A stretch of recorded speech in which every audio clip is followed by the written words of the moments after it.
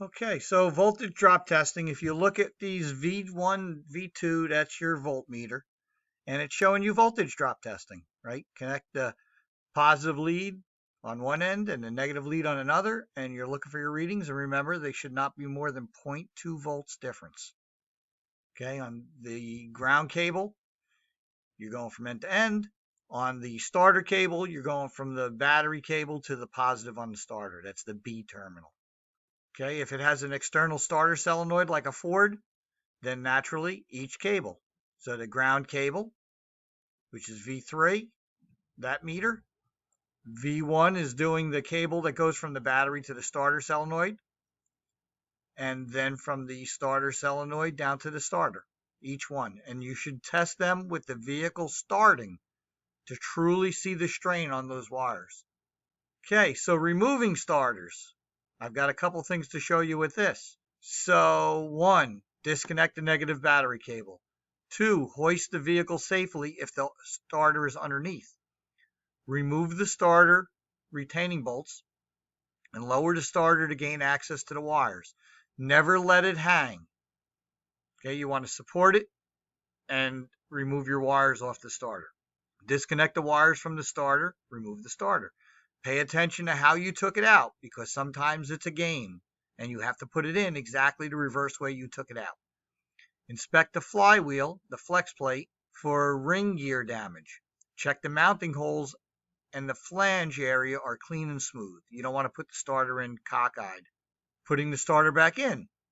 Check service information for the wiring connections if you're not sure what went where. Verify the electrical connections on the starter motor and the solenoid are correct for the vehicle and that they're in good condition. It's very common to forget where things went, so you should take pictures, you should label them, you put them in the wrong place and bad stuff happens. Attach the power and the control wires, install the starter and torque all the fasteners to factory specs. Starter drive to flywheel clearance is something you should never have to adjust it, but sometimes a car comes in with one of these shims in place and you should put that shim back because it was in there for a reason. If the starter is proper and the engine block is proper, everything always fits properly. Every now and then, though, you'll see something like this.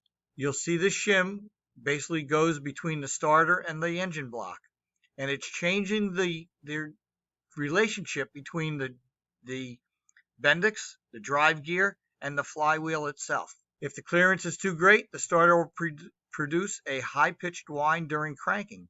If the clearance is too small, the starter will produce a high-pitched whine after the engine starts, just as the ignition key is released, because the gear's too close to each other and it's getting caught up, right? So if you hear any sounds that sound funny, this is where you want to focus, right? It sounds like a yipe kind of sound. All right. Always wear safety glasses. Consult service information. Disconnect the negative side of the battery.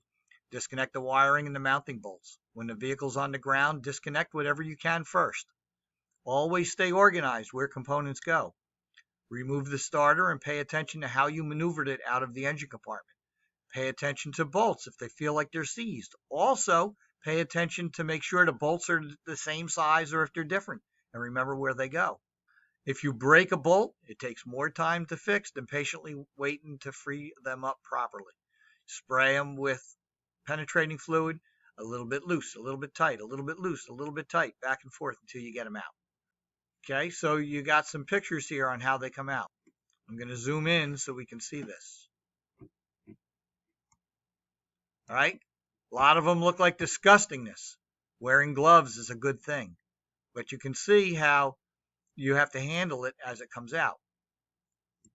If you look at this one, notice the positioning that you have to do to slide it out of that spot.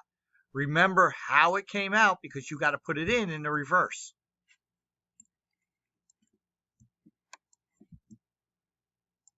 Okay, here's how it fits up against the transmission bell housing. And here's what it looks like in place. Bolt here and a bolt here on the back.